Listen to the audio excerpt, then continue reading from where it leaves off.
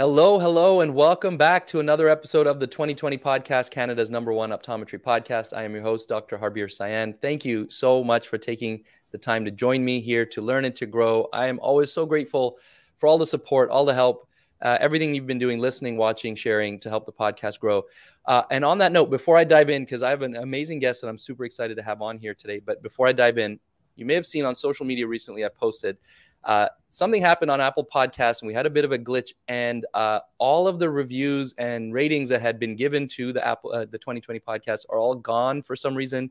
And so I'm really asking, humbly asking, if you don't mind, please go to Apple Podcasts and leave me a review and kind of help us boost that again so we can get in front of more of our colleagues to share the amazing conversations that we're having, such as the one I'm about to have here with Dr. Brujic, who is, if you don't know him, he's an all-star. He is a living legend in the optometry space. A lecturer on so many boards, contributing to the industry in so many different ways. A fellow NECO grad. I forgot to talk to you about that earlier. He's a partner in a big, busy practice, a 3-owner practice that has 4 different locations and 8 doctors. He lectures on various topics, but primarily leaning into advanced anterior disease and specialty contact lens. Some of the fun stuff I want to talk about is he is a guitar connoisseur. He plays in a band. He has 13 guitars. We're going to have to talk about that because I like guitars. I don't know that much about him. But he's also a family man, and he has 2 girls, 2 daughters, and is a girl dad just like me. So I'm excited to dive into all of these different things. Dr. Brujic, thank you so much for joining me on the podcast. I appreciate it. Thank you for having me on. I appreciate it. Well, honestly, it's been a long time coming. And, I've definitely been observing you from afar. I know we've kind of met briefly and chatted, and you were kind enough to invite me on your podcast. But I've really been excited to bring you on and really tap into all the different things that you're doing. One of the first things I wanted to talk to you about is the amount of speaking and consulting and working on boards and all these things that you do, the impact, let's put it this way, to put it into one word, the impact that you're having on our profession and you have had. I'd love for you to kind of share, if you wouldn't mind, how you got to this level, because it's a pretty advanced level. Not a lot of people are going to be at that same level as you. So we'd like to learn, how did somebody like you get to that level there, and maybe inspire some of us to get a little higher up in what we're doing as well. Well, that's so generous and so nice to share. I will tell you how I started to get involved, I guess, in things outside of the office, because as a clinician, we're all involved with things inside of the practice, and we're caring for patients on a daily basis. But when I first graduated, I was actually practicing 4 days a week in the practice that I'm in right now. So I had a 5th day, and I thought, you know what? This was back in 2002. I thought, I'm going to go talk to some independent opticians in the greater Toledo area. And I'm just going to see if anybody has a day a week that they have, because there's opticians, independent opticians, that have an exam room in their offices and in their opticals. Right. And I started talking to a few of these individuals. And the one person I met, we kind of started talking a little bit. And he said, by the way, he goes, do you ever do any education? I said, I don't know, not up to this point. And he said, well, would you like to do some education? I said, what do you mean? He goes, well, as opticians, we need to have several hours of contact lens education. And you just seem like you'd be a good person to kind of acquire that information from. So I remember thinking about it and talking to my wife about it. It took this kind of whole week-long process. And I finally got back to the optician. I said, yeah, I'd like to try this. Now, I graduated in May of 2002, excuse me. February of 2003 was the first lecture that I gave. Wow. And I remember I was so nervous. The first 10 to 15 minutes of this 2-hour talk, I was just absolutely horrified, nervous. But then you start getting into your groove and you start really kind of understanding how the flow goes, and you're just conveying information in an organized way. So it's kind of like you and I having this conversation, only there's more people involved in our conversation. And I remember at the end of the lecture, the person that invited me came up to me and said, I got to ask you 2 things. He said, the first thing, he said, how old are you? Everybody's asking because you look so young. And I said, I'm 27. He said, what? He said, when did you graduate? I said, oh, last May. He goes, so you've been graduated for less than a year? I said, yeah. He said, if I knew that, he goes, I never would have asked you to come here and give this lecture. But he said, but he goes, everybody wants you back. So we do the same thing in November. So if you want to come back, we have an opportunity for you here. That's And amazing. I remember driving home from that event. This was 45 minutes from my house. And I called my wife. It was on the flip phones at the time. That It was before there were even any rules about cell phones in cars. And I said, Sonia, I want to do this more. And I realized that I didn't feel comfortable enough with my clinical experience yet to really go and share information with colleagues, optometry to optometry, or optometry to ophthalmology for that matter. But what I realized is I really wanted to develop myself just in terms of the speaking style that I had. And I knew that if I was kind of working with opticians and para-optometrics, I knew that I could develop that because I already had a mastery of that information. And now I was just figuring out how to convey it. And I called every state association's meeting and I said, do you guys have any optician or para-optometric education? And do you have any openings there? And I remember at the back of the AOA journal, the Optometric Management, all the journals that have all the meetings listed, I'd call them one at a time. And very many people, or most people, told me, we're all set for this year, but we'll keep you on a list. But I remember the first conference said, yeah, we actually do have an opening. Can you send me your courses? Huh. Well, I had a course. And this is the crazy part about it. In 2003, it was dry eye and contact lenses. That's what my course was called. Wow. In 2003. And that's when you fast forward 20 years to today. That's literally the massive focus in my practice. Advanced anterior segment disease. Dry eye is a big part of that, and specialty lenses. And I remember I had to think about like 3, 4, 5 courses. I had to think of titles. I had to think of summaries. And I told Sonia, I said, I'm going to put these together. If they accept them, I'll build them then. Yeah. And they accepted it all. So wow. I had to build 5 courses. Wow. Okay. Conference. And then the rest is history. You literally, you become entrenched in, when you're in front of an audience, as you're well aware, you really have to be well prepared for the information that you're conveying. And you know that feeds back into what you do in the office as well, too, because it actually, in my mind, it just makes me sharper with the information that I'm providing to patients, because I know I'm always giving them the most updated information, and people can feel that. Yeah. So it was kind of feeding back into what I was doing in my exam room. But in that same vein, it was giving me more clinical experience to get out there. And then it was 2006 when I had my first OD lecture. And I kept just meeting people within industry and kept communicating with individuals and sharing with them that this is something I really enjoy doing. And again, it just kind of kept building from there until the point to where we are right now. That's amazing. I appreciate you sharing that story. That's such a great story. And it highlights so many of the important things that I think you need to do as the individual who wants to get out there. And on top, I mean, of course, on top of all those things, you're a talented speaker. Like you have a really great way of conveying the messages you want to convey. Now that may be, what's the right word? A talent, as in like that was innate to you, or it also, I'm sure, is likely a skill that you developed over all these years of putting yourself out there. I will tell you that if you were to tell me 21 years ago, this is what I would be consuming part of my time with, I would have said, no way. I can't go up in front of audiences. I'm so scared. I'm nervous. That's not my deal. And when you pull yourself out of your comfort zone and you test yourself to see what you like, then you find those paths that you never even maybe thought would have potentially existed. In that same vein, too, there's an opportunity for anybody to do this. If you're passionate about it, just keep seeking and pursuing those options and opportunities, and really putting yourself out there and just making sure you're communicating to people. And if you have good ideas to share about clinical insights that you feel you have, just make sure you're verbalizing those things to colleagues and industry people.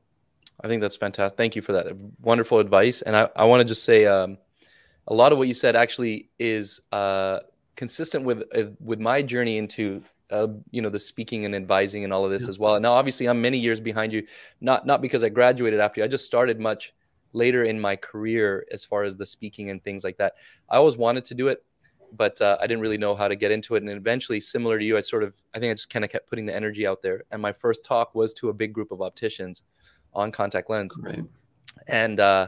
And also along the way, I started to pitch myself to conferences. And I got the same question back. Okay, send us your courses. And I was like, I think I maybe have one. So I did the same thing. I wrote a list of courses that I'm interested in that I could potentially develop. And I said, let's see what they come. And just a couple of years ago, the same thing happened. Said, okay, we'll take all three. And I was like, oh crap. I got like 3-4 months to put this together now. But the thing is, it's weird. I used to look at people like, a good friend of mine, Solomon Gold. I imagine you probably know who he's. Yes. Saul. I always looked at Saul, over the last few years, like, how are you speaking at all these conferences? How do you have so many different lectures? How do you have the time to put this all together? And now people are asking me that question. And I realize it's sort of an addictive thing that happens. You put a couple lectures together, you get a good response when you're speaking. You're like, okay, well, now I want to put something else together.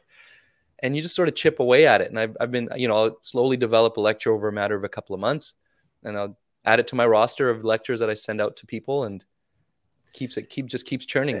And please correct me if I'm wrong, but you realize that, like, the next time you give that same lecture, it's going to evolve because of 100%. Things that you realized, I really wanted to say this a little bit differently. And I realized I didn't communicate this as well as I wanted to. And in that same vein too, there's always new information as well. So you see that the bones of that lecture are still the same, but you're constantly modifying it and you're constantly fine tuning it so that when you give it again, even though it's the same lecture on paper, it's very, very different in terms of its delivery. Absolutely agree. Yeah. Absolutely.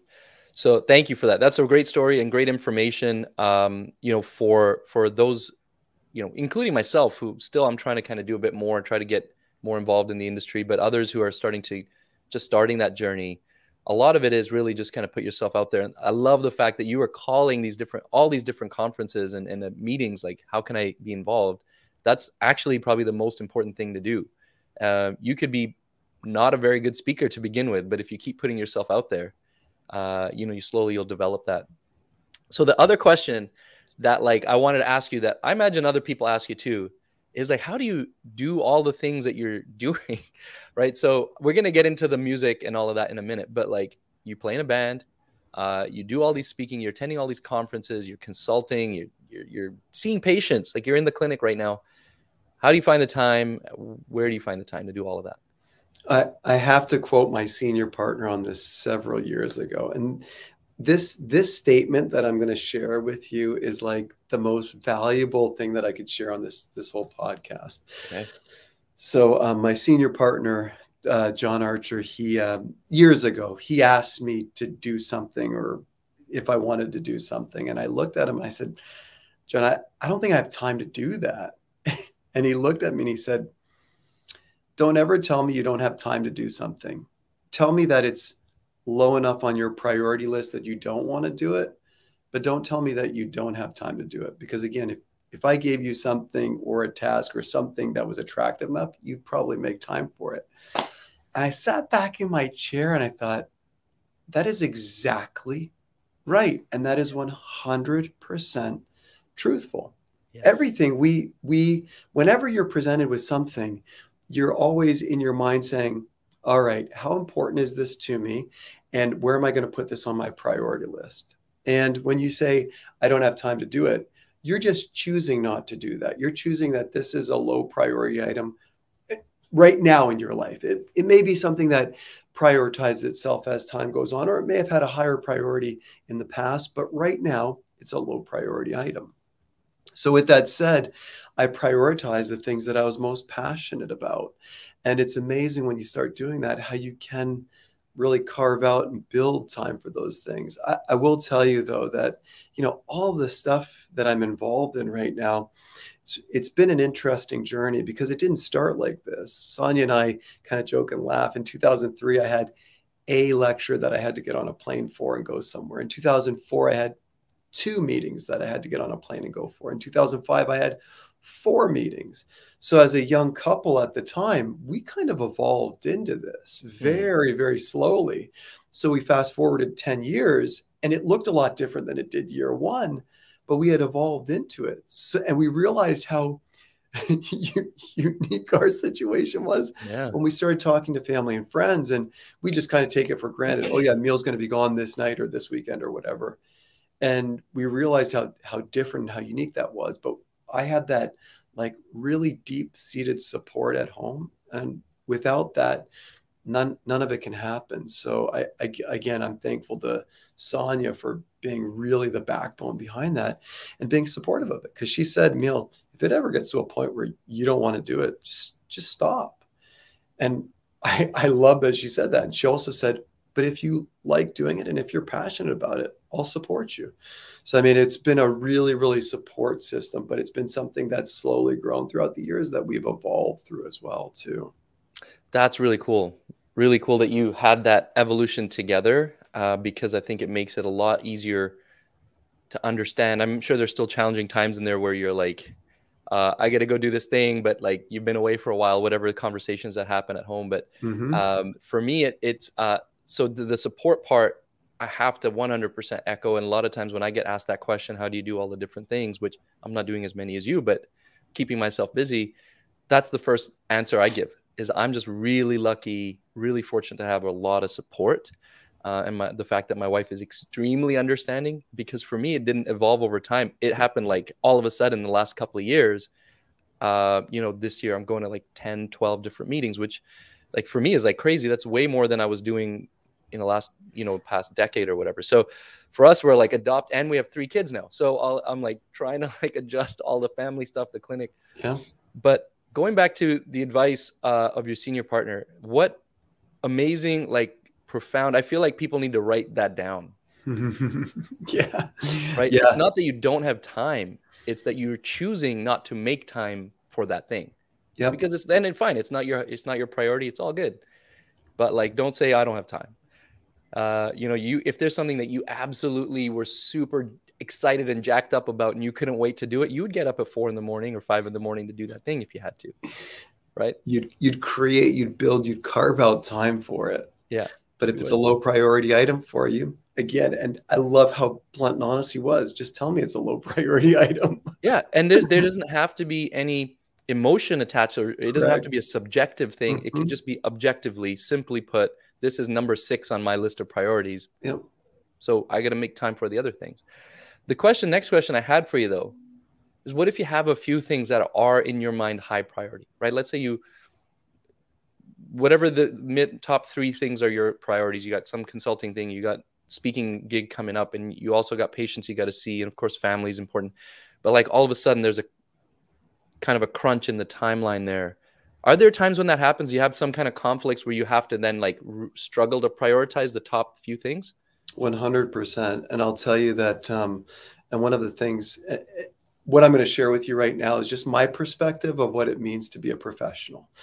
And when you've made a commitment to something or someone or an event, that takes precedent. So if I've said, hey, I'm going to carve out time at this time on this day to be at this place, and I've looked at my schedule and I've made that commitment, and then something else comes up that maybe I personally would want to do more so, I've already made the commitment to this first entity.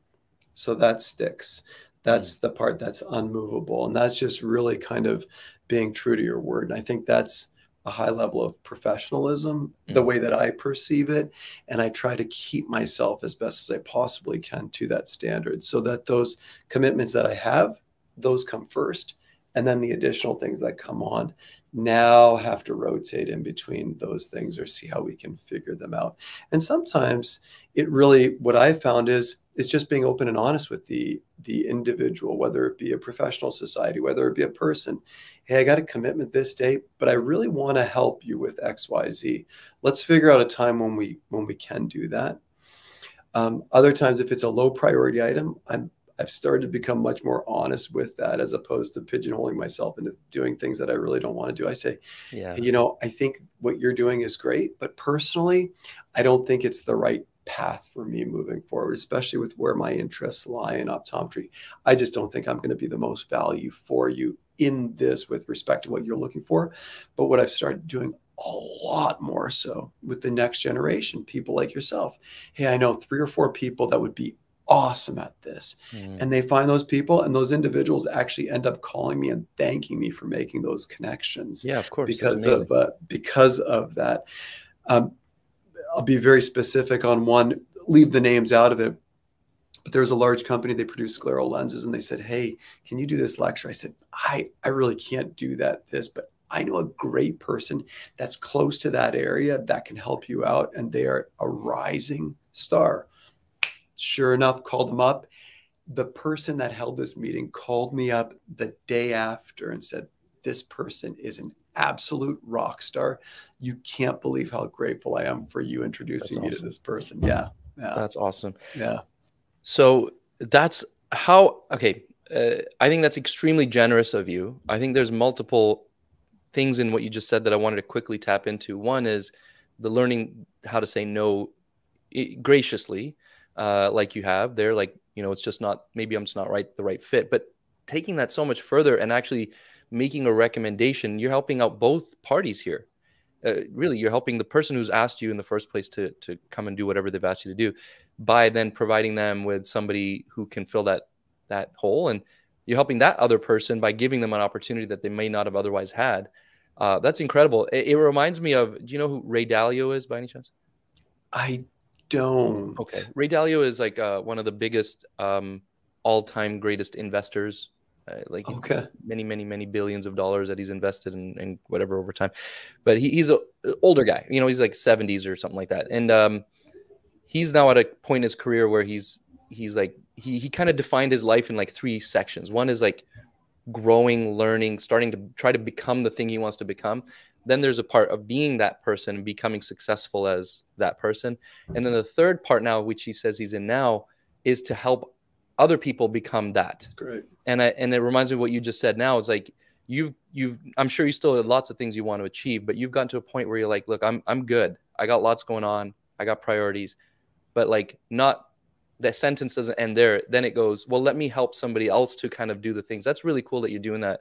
And, you know, I appreciate that as you know, on behalf of those people that you're doing that for. I think that's really, because I personally have felt like I have not, there's certain scenarios where I have opportunities like that may have there was maybe an opportunity for other people to do that, but maybe they looked past it. And I noticed that from the other perspective of not having someone kind of offer me a position like that, and understanding that there's a value to being generous to other people in the community. It helps the community grow, and it helps you, of course, look like a much more generous person. So that's just really cool, man. Really great. Well, I think that, and I think I'm pretty good at looking at things objectively. So I've now been in clinical practice for 21 years. So I kind of view myself as like a person that's in the middle of their career. When you look at a career, maybe going to 65-ish, 66-ish. Again, I'm kind of at that midpoint right now. I'm not the rookie anymore. I'm not the seasoned clinician that's kind of looking for an exit strategy, but I'm right in the middle of that, if we call 40 years a planned career, so to speak. And with that said, things kind of change and priorities start to change over time. And I'll share with you that even when we go to meetings, and you know this too, there's an energy that youth brings that is very, very difficult to replicate with, listen, elderly clinicians. There is a wisdom that elderly clinicians bring, but there is a youthful energy that's difficult to replicate. So for those individuals that are really passionate about what they're doing, and where I view them and say, this person is, I kind of use this term very, very loosely, but, you know, thinking early on in my career where I was really just kind of clawing for any opportunity I could have, when I see that in somebody and I see that in a younger clinician, I am overly gracious to that person, attempting everything I possibly can to provide them whatever opportunities I can. And sometimes I can't, other than just little pieces of advice, if they even want it. But I always try to, as much as I can, at least give back just a little bit to those individuals that really want to be involved more so, and where I see that potential and opportunity for them. Well, again, I think that's amazing that you're doing that. And I think it's just beneficial on so many levels to the individual that you're supporting, to the, you know, whatever the other entity that requires the support, and then to the profession as a whole. If we feel that camaraderie and that support, we're more likely to then, you know, pay that forward to somebody else, and that's only going to help us get better. versus like becoming more siloed and not wanting to support one another. So I'm glad you're you really just doing a great said job. that, because the reason why I did this was because of the people before me who did the same thing to me. Right. They took a chance on me. They Yeah. opened the door for me. They gave me an opportunity, because I think for some of them, they saw some of that passion that they had in me. So again, you're exactly right. I'm so glad you brought that up, because it is contagious, and you learn from your predecessors. So when you see other individuals doing that for yourself, which again, I'll be the first to admit that several have opened those doors for me. If I could just even open up one door for a person, that's going to be a win moving forward. That's great. That's great. When I hope that people who are listening and watching will hopefully take that same energy and you know, reach out to others and try to support other people that they know who could benefit from that. So talking about passing down wisdom or supporting the next generation, Optimetric Insights, yourself and Dave Kading, you have this, you have the podcast, which we'll talk about a little bit, but you have this entity. You go into schools and you talk to students on different topics. You kind of enrich that next generation with this knowledge that you have so they can come out and be more successful. Tell us a little bit about that. And then I want to share some advice from your perspective for the student and the new grad. We'll go into that in a minute as well, of how they can succeed. Yeah, so this is a wild story. And Dr. Kading, who's a good, I don't even want to say professional friend. I just want to say friend, period. We've just done so many projects, so many things together. We just philosophically are so aligned. And this was wild. So I practiced in Ohio. He practiced in Seattle. We were at a conference together. And this was back in 2006, 2007. So we're both young bucks at the time. Again, graduated 5-6 years. And I said, Dave, I went to these schools. There's these new things called private practice clubs that didn't exist when I was in school. He's like, yeah, I just went to a few of those on the West Coast. I go, really? I go, what'd you talk about? We ended up talking about very similar things. I said, Dave, wouldn't it be so cool if we had some type of vehicle so that what we're actually sharing with the students didn't just end with our entrance and exit in the school, but if there was something that kind of sustained that presence with the students. He said, yeah, let's start something. And that was really the birth of Optimetric Insights. And what we initially created Optimetric Insights for was career coaching for optometry students and emerging practitioners. Ideally, what we were trying to do globally with this big mission is two things: accelerate success by sharing with students and young or emerging practitioners the things that we wish we knew when we were in their shoes. That's our goal, period. Everything else that we do stems from that philosophy.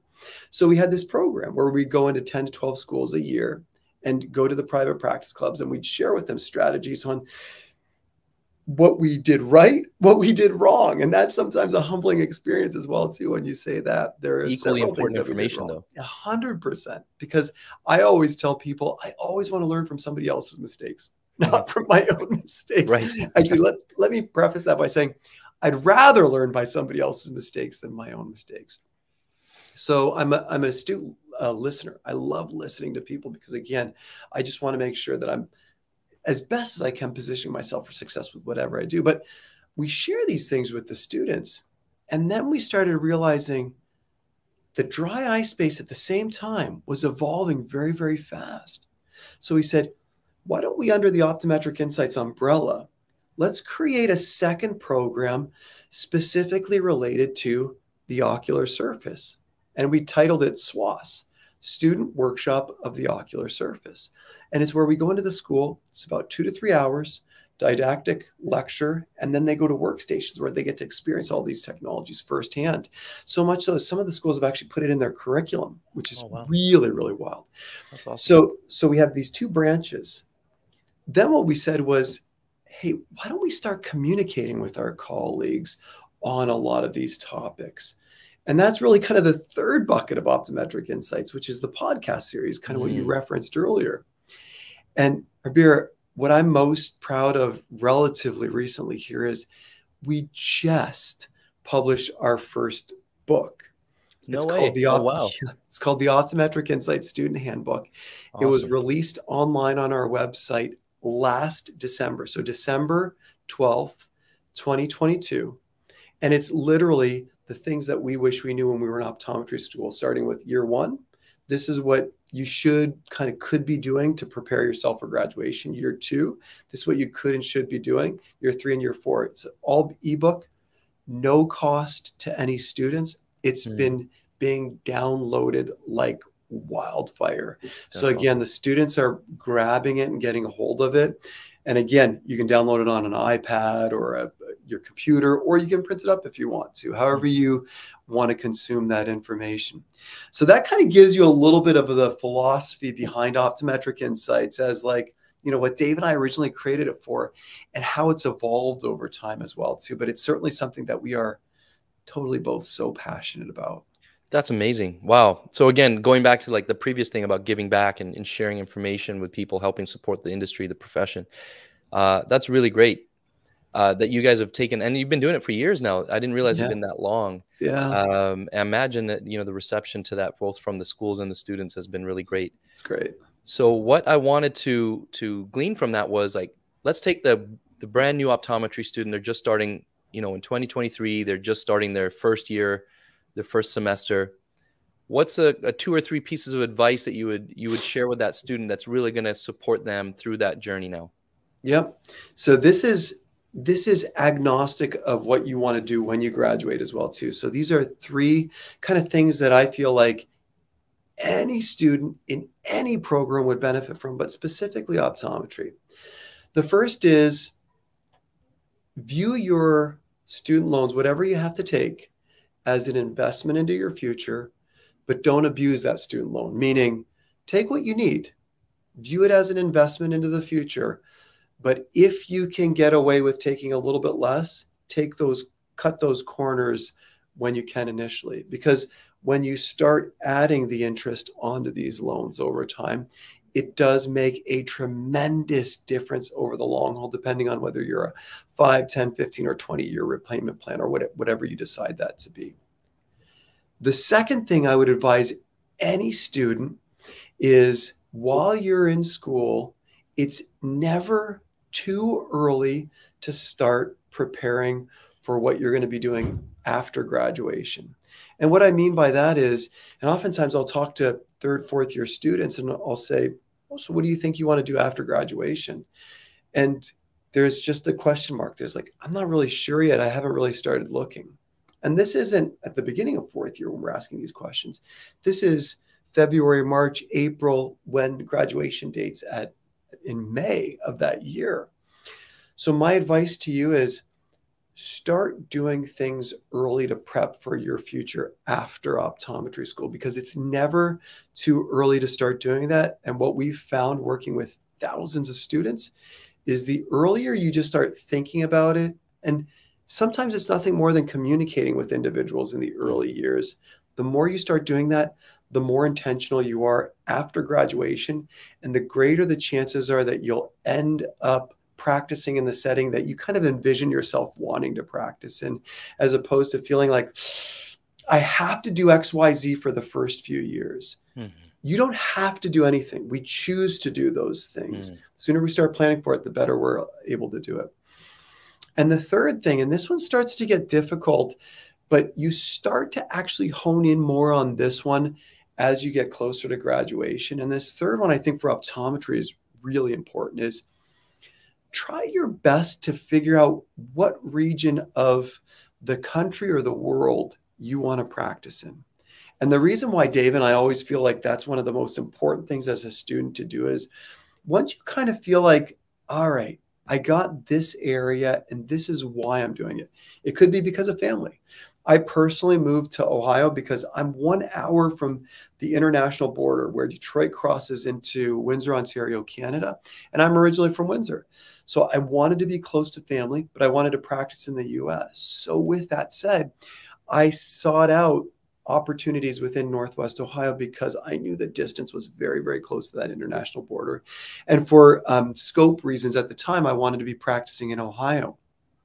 But I kind of knew that that was the location that I wanted to be in. As soon as you know the location, you can then start honing in on what you feel the opportunities may be. Start talking to individuals directly in that environment to kind of get a feel for what optometry seems like in that region or that area. That's amazing advice. I didn't know you're Canadian. Yeah. Yeah. That's originally awesome. from Windsor, Ontario. There you go. Like, Yeah. I like you even more now. But that's no Americans do not take that aggressively. No offense. I love all my American friends too, but of course, you're Canadian originally. There's going to be a little extra love for that. Amazing advice. So I hope all students, whether you're like really early on, first couple of days of your first year, or if you're a couple of years in now, all of that advice I think is really relevant and important. So please take note of that. Now let's talk about the person who's just graduated a few months ago and now is like in the first couple of months of their work life. What advice would you have for that person? So this is now transitioning. So now you're out, and I'm going to assume too that the individual is now somewhere practicing, whether it be their own office, whether it be an associate at a private practice, whether it be a corporate setting, whether it be a hospital, whatever it is, that individual's now out in the real world and they have an opportunity. There are some very specific things that I think, and again, I did some things very, very good early on. I did some things that I wish I kind of would have done a little bit differently. But taking a look back and saying, if somebody told me this when I was walking out, I just would have been in a less uncertain zone. And the first thing, and this is arguably one of the most important things, because when you graduate optometry school, you know what it's like to live like a student. There's no transition. You haven't lived any other life just yet. So when you finally graduate, there's going to be massive temptation to buy a nice brand new car, and I know we're going to get to the guitars, but I told all my classmates, I said, nice cars, that's not the thing for me. When I have some money, I want to buy a nice guitar. I don't necessarily want to buy a nice car, but you're going to have that urge. You're going to feel like, I've worked for 4 years. I've put my dues in. Now it's time for me to start reaping some of those rewards. And the longer you can delay that, the better your long-term outcomes are going to be. If you can take those first few years and pull that urge back to get into that big mortgage, pull that urge back to get that nice brand new car, pull that urge back to really start spending a lot on yourself, because it's easy out of optometry school. You know how to live like a student. Continue doing that for the first year, 2, 3 years out of optometry school. And I promise you, it will pay you massive dividends. Because what happens when you continue living like a student and continue living very, very lean, and unlike a seasoned clinician would be, you start realizing very, very quickly that you have some flexibility, financial flexibility, because you're now committing to the loan payments that you have to pay back if you've taken student loans. You're starting to save some money, and you're starting to have, again, some flexibility, because your salary, your compensation will increase over time. So again, you start very, very lean, and you continue that for the first few years to give yourself some level of financial flexibility. So that's advice one. The second piece of advice, make sure you have a good accountant. I'm not talking H&R Block. Not that I'm putting down any of those services, but you need somebody that you can pick up the phone and say, here's an opportunity, or here's a situation, or here's something that I've been told. Is this something that's going to benefit me? I literally have started on a quarterly basis. Every time I have a financial question about how it's going to have tax implications, I write it down in a book. And quarterly, I meet with my accountant and I say, hey, Josh, somebody told me this. Does this apply to me? And he'll say, yes, it does. And that's a great idea. Or no, it doesn't. And here's why, Emil. Boom, boom, boom, boom, boom. And that recalibrates things for the exact same reason that the curious patient will come in and say, hey, I saw this on Google. Is there any reality to this? Right. Our job as the professional is to put things into context for them, and even sometimes why they may have seen that. And that's the accountant's job for us. Absolutely. And the third thing is, make sure you have an attorney that you can ask questions and that you can have a free-flowing conversation with. So those are the three, like in my mind, for a young clinician just graduating, those are arguably the three most important things that you should kind of be considering as you get out into the real world. Amazing advice. Honestly, I know, I imagine the first one's probably the hardest, because you come out and you're like, I'm making money now, and I want to buy the thing, or, you want to hang out with your friends and go do the things that everybody else is doing. That's challenging, especially I'm thinking back to like early in my career. Obviously most of my friends did not go to optometry. Well, at least back when I came back to Vancouver, I was the only optometrist in my group of friends. Many of them had finished school years earlier or started a business years earlier. So by the time I'm done optometry school in my late 20s, they're already made some money and already bought some stuff. So I was like, well, I want to be where they're at. Some stuff, yeah. It's tough. It's not easy, but that's the psychological thing. Definitely that's like you said. I think that delayed gratification is beneficial in so many areas of our lives. Maybe none more important than what you just said. So thanks for sharing that. So I hope the students who are in school right now, take some value from that, and the new grads definitely take some value from that. I want to switch gears a little bit, or chords a little bit. No, that's not a very good segue. I want to talk about your guitars. I want to talk about your music. We talked a lot about work. Let's talk about some of the fun stuff. It's too bad that you're not in your studio there, because when we recorded the Optimetric Insights episode, you had all the guitars in the back. Yeah. And I was just like, when I logged on to that conversation, I was like, wow. Tell me about that. The guitars, when you got out of school, the first thing you wanted to buy was a guitar. Yeah. Most people, when I'm sitting behind that thing, they think it's a fake background. Yeah, I thought that. They don't believe that it's. Yeah. So I took 6 months of guitar lessons when I was in 5th grade, and then I just stopped. Just like, some kids gravitate to things, other kids gravitate to other things. And when I was in high school, I realized I just wanted to start playing again. And my mom told me, she said, because we had a really, really, really old acoustic guitar. And she said, if you get straight A's, I'll buy you an electric guitar with like a little practice amp. And I said, awesome. So I got straight A's that semester, and she kept her word, and she got the guitar. And that was really kind of my passion and love for I was always passionate about music, but I never played music regularly. There's a Serbian instrument called the prima, which is it's like a little mandolin, and I played that for a little bit in 7th and 8th grade. But when I got to high school, it was kind of like, those are the formative years for a lot of us, high school and college. And I caught the bug, and it was in the era and the days where Pearl Jam and Nirvana and Green Day, those were the big kind of iconic bands at the time. So I started kind of mimicking those bands and kind of following what they were doing. And unlike most people, because everybody, like, I'm surprised at how many people have picked up a guitar at some point in their lives, but then they just stopped playing.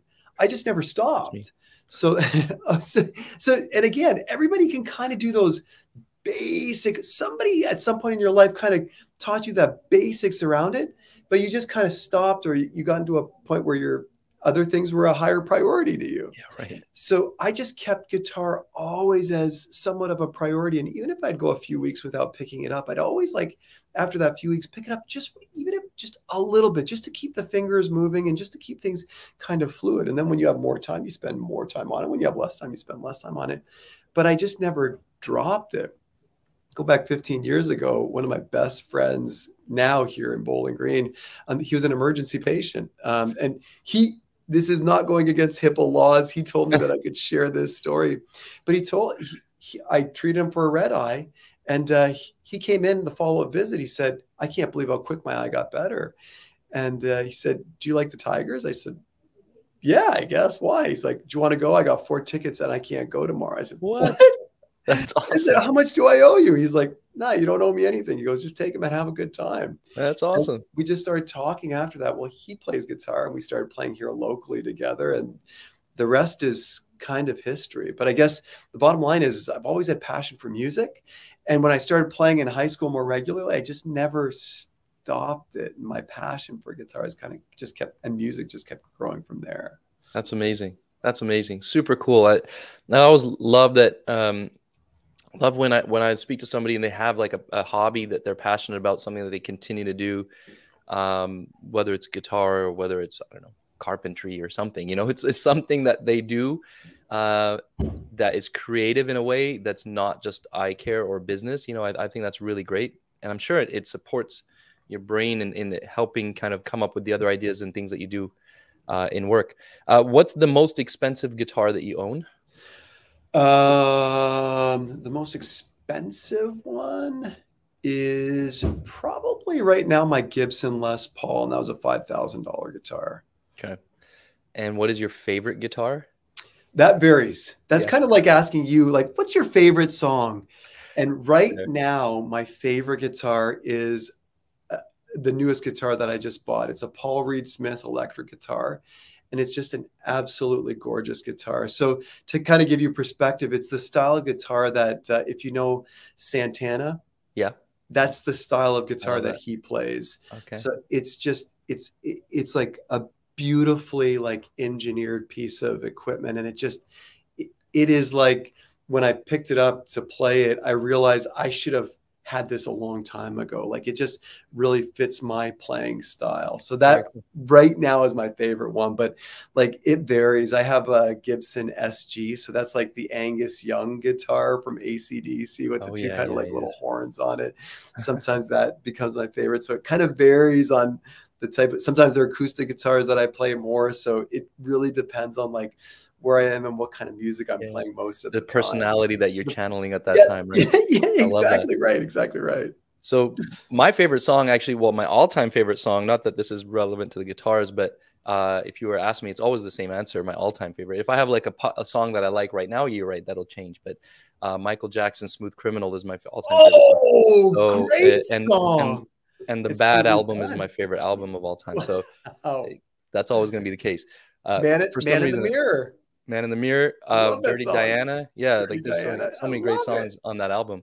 Anyway, we'll get a little closer to wrapping up. Dr. Brujic, there's a couple of questions I ask everybody at the end of every episode.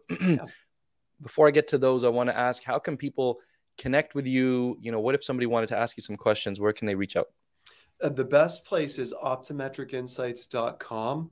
We actually have email trails on both of those. Optometric Insights is very socially active as well, too. And if any of the students are interested in the book, again, there's no charge for it. It's a link right off of our website. You just go right to the Student Handbook, put in your name, your graduation, boom, it sends it right to your email. Perfect. Easy peasy. Optometricinsights.com. Correct. And on Instagram, it's just Optometric Insights, I think, at Optometric Insights. You got it, at Optometric Insights. And that's our Facebook and also our all of the other socials as well. Great. So the last two questions that I ask every guest. The first one is, if we could hop in a time machine and go back to a time where younger Mile was struggling with something, you're welcome to share that experience if you'd like to. But more importantly, what advice would you give to yourself at that time? Yeah.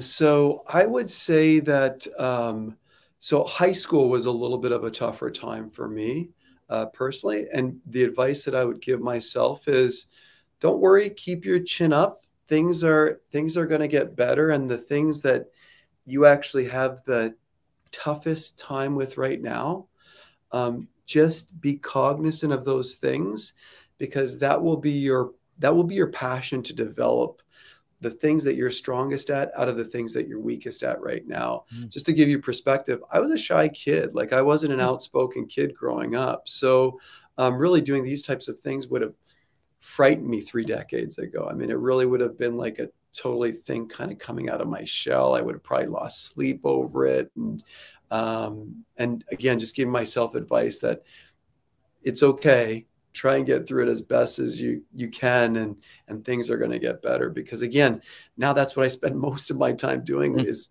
communicating to patients in the exam chair and also to colleagues like yourself. That's awesome. That's great advice. Because I'm sure there's a lot.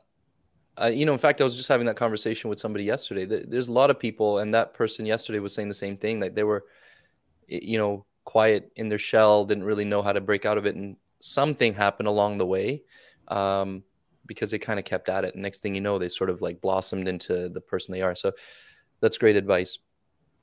Last question. Everything you've achieved to this point in your life, which is quite a lot of things, how much of it would you say is due to luck, and how much is hard work? Oh man. I will tell you that I feel personally that anybody that you ask, where you're looking to that individual and you ask them, how did you get to this level? The humble individual always says, well, I got these lucky breaks. But when you then look at them and you listen to them and you talk to them and you follow them and you say, well, track me, like, tell me how this all happened, you realize that their path is totally different. When you look at the iconic best athletes in the world, and I have friends who kind of sit back and say, well, that guy's naturally gifted athlete. Well, yeah, but when you look and you say, this individual steps on the court 2 hours before any of his teammates do, every single time they go. And after the game, not only are they not just relaxing, they're also doing other things to provide media support. That's somebody that's totally different than the individual who walks in, punches the clock, and leaves. Mm-hmm. So again, I'm gracious enough, I'm fortunate enough that I've had so many people help me along the way. Again, the support from individuals would be, and to not be thankful for that would be, again, I think it would be missing a piece to all of this. But in that same vein, I've worked hard for everything. It's interesting. I had an opportunity coming out of optometry school with an ophthalmology practice. 9/11 happened in my 4th year. This same ophthalmologist called me and he told me, he said, we don't have a spot for you anymore. Sorry. That was the end of the conversation. And now I was stuck. And I realized from that point forward, I said, I realized that I want to be somebody who's a business owner so that I can do my best to control my own destiny. Listen, there are always factors outside of what we can personally do. Mm-hmm. And you're grateful when things work out your way. But ultimately, I wanted either the success or the failure of what happens with the practice at the time to be on my shoulders, as opposed to somebody else saying, well, we don't need you anymore, so you're gone. And from that point forward, I've kind of taken that same level of responsibility with every single thing that I do moving forward. So again, yes, is there luck? Yeah, I'm certain there is. Everybody pulls the ace sometimes. Yeah. But I don't want to discount the level of work that goes into every single thing that I do, because I'm passionate about it. And whenever I do anything, I want to make sure that it's at the best level possible. I love it. Great answer. Thank you very much. Any other final words of wisdom you'd like to share with us? Just keep doing what you're doing, Abir. I see everything that you're doing. I see everything that your group of peeps are doing, and just keep developing and building your passions, because Eyecare and optometry, we need these types of forums. We need the things that you guys are doing at Vision Expo West, all these things that you guys are doing. Just keep up the great efforts and the work, and keep developing yourselves as well too, because again, you're the leaders now. I was going to say you're the next generation of leaders, but that's not the case. You guys are the leaders. You guys are the ones that are carrying the flag forward. So just make sure you keep staying true to the things that you're most passionate about, and making sure you're doing things that are in the best interest of your patients and the profession. Yeah, thank you very much. I appreciate that. And it's just like we're standing on the shoulders of the people who came before us and gave us the opportunity. So thank you for doing that, and being so supportive of your peers and the next generation and so on, and helping the industry grow. It's really, I'll say thank you on behalf of the rest of us who are getting to do what we want to do, because yourself and Dave and others have done done the right things along the way as well. So thank you so much, Dr. Brujic, for being here. I appreciate it. This is really one of my favorite conversations. I've been really looking forward to having you on, and it's been, wonderful. It's been everything I expected it to be. So thank you very much. Thank you. And thank you to everybody who's watching and listening to the 2020 podcast, Canada's #1 optometry podcast.